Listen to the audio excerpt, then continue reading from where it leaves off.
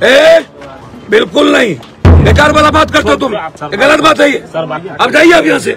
मैंने आपको कहा दुश्मनी तो 26 के बाद दिखेंगे ना, पुरिया बिस्तर के लिए तैयार रहिएगा, हिम्मत नहीं कीजिएगा इस रोड में आने की। हमको तो खबर आ रहा है कि वो बहुत सारा बैग उठा के लाए, जहाँ जहाँ चुनाव रहा वहाँ बांट रहे, चेक करवा ले, आरोप सत्य है, झूठ नहीं बोल रहे। मजिस्ट्रेट को हमको पूछना चाहिए था, बैठ के जब हमको जबरदस्ती करने लगा हम चुपचाप बैठ नीचे उतर।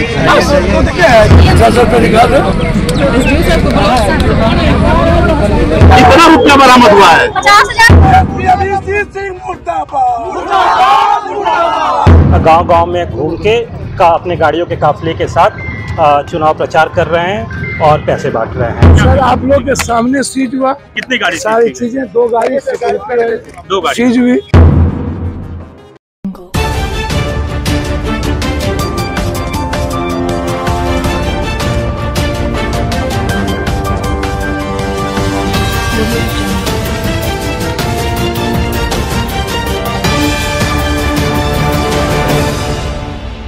पूरे भारत में लोकसभा चुनाव में सबसे ज्यादा अगर किसी सीट पर लोगों की निगाह टिकी हुई थी तो वो थी पूर्णिया की सीट, जहां पर त्रिकोणीय मुकाबला हुआ।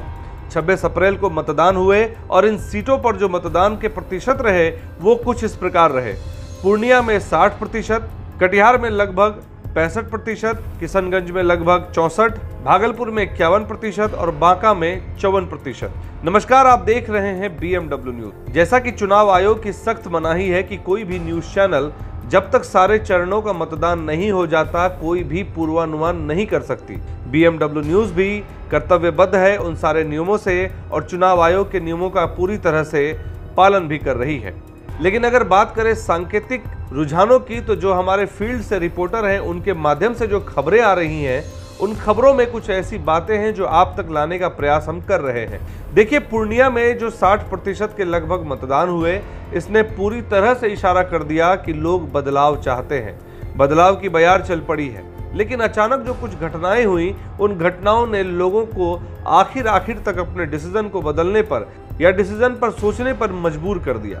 26 अप्रैल को जब पूर्णिया में मतदान हुए तो लग रहा था कि पप्पू यादव ने जिस तरह लोगों का अपार समर्थन जुटाया उसमें वो कामयाब हो गए।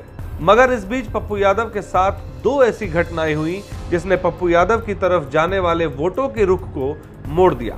इन दोनों घटनाओं का जिक्र आज हम आपको इस खबर में करने जा रहे हैं। तो सबसे पहले जो हम आपको वीडियो दिखा रहे हैं उस पर गौर कीजिए और इस वीडियो को पूरा देखिए और ध्यान से।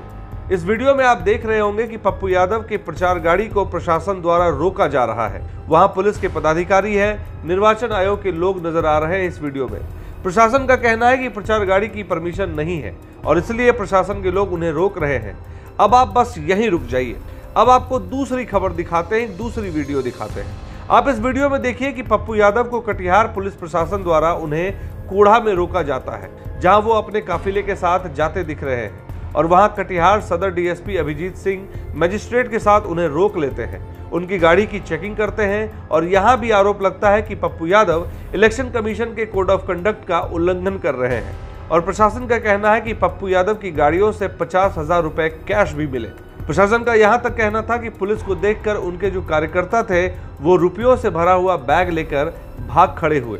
तीसरी खबर आई कि उनके कार्यकर्ता डमी ईवीएम को लेकर चुनाव से ठीक एक दिन पहले घर घर जाकर लोगों के बीच प्रचार कर रहे थे, जिसके बाद उनके 4 कार्यकर्ताओं को पुलिस ने पकड़ लिया। अब ये सोच रहे होंगे कि ये खबर तो आपने देखी ही होगी, मगर इस खबर ने ऐसा क्या कर दिया जो हम ये कह रहे हैं कि लोगों का वोट जो पप्पू यादव की तरफ था वो अचानक से शिफ्ट हो गया।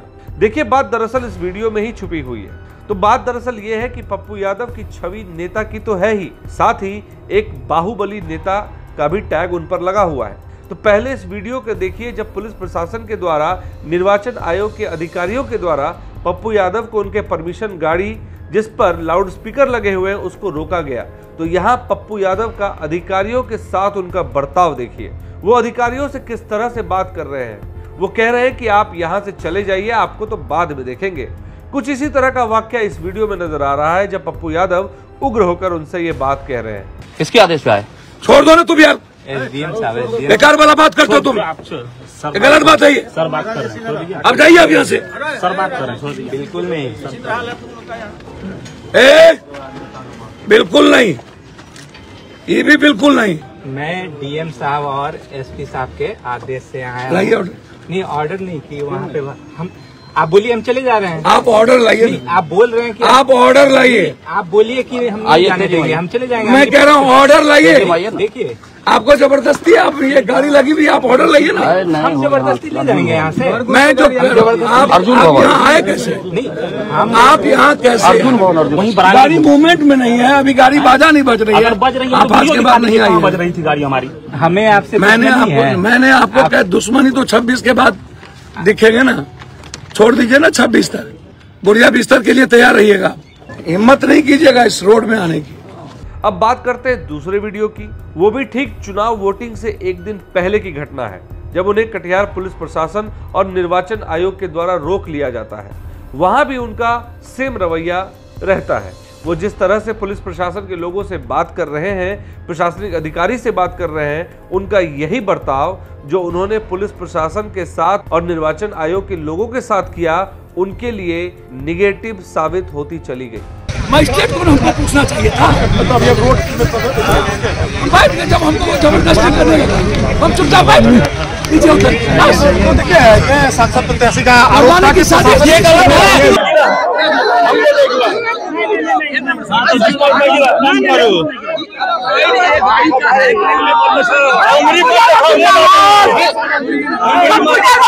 उनका इसी तरह से बात करना, उनका इस तरह का प्रशासनिक लोगों से बर्ताव पप्पू यादव के लिए उनके वोट के शिफ्ट होने का कारण बन जाती है। जैसे ही ये खबर, ये वीडियो मार्केट में आती है, लोगों में चर्चा होने लगती है कि ये एक बाहुबली नेता है और ये बाहुबली नेता कितने निडरता के साथ प्रशासन के लोगों से बात कर रहा है, इसे जरा भी डर नहीं लग रहा।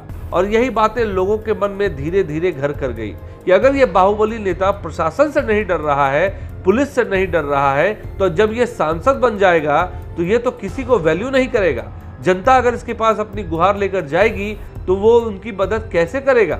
वो मदद करेगा भी या नहीं करेगा?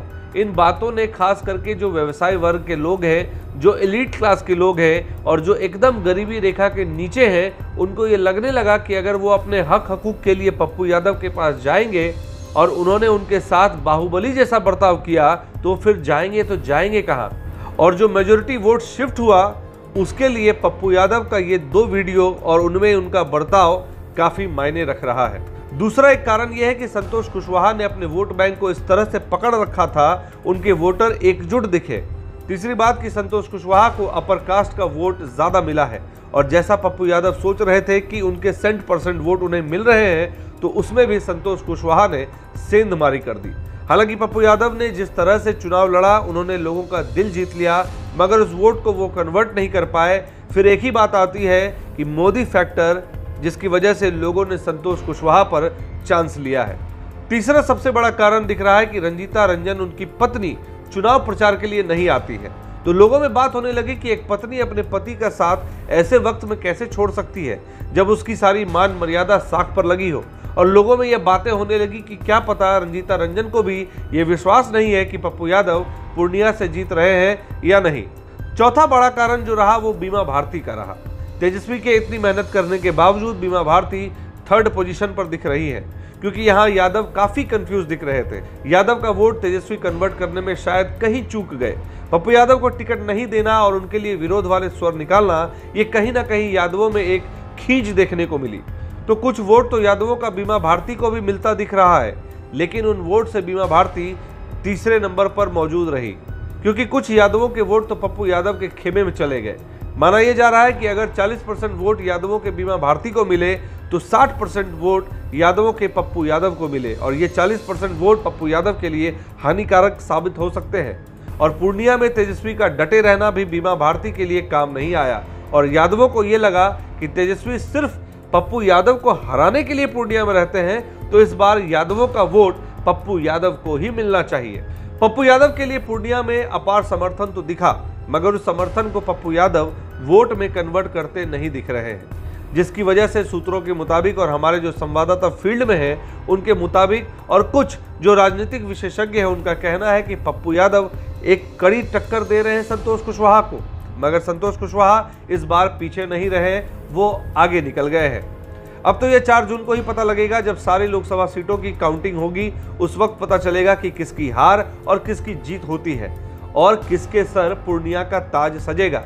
हम अपनी इस खबर के माध्यम से आप तक एक सांकेतिक जमीनी हकीकत बयां कर रहे हैं, जो किसी भी तरह से किसी का प्रचार नहीं है, किसी भी पार्टी का प्रचार नहीं है, किसी पार्टी का समर्थन नहीं है और किसी तरह से आचार संहिता का उल्लंघन भी नहीं है।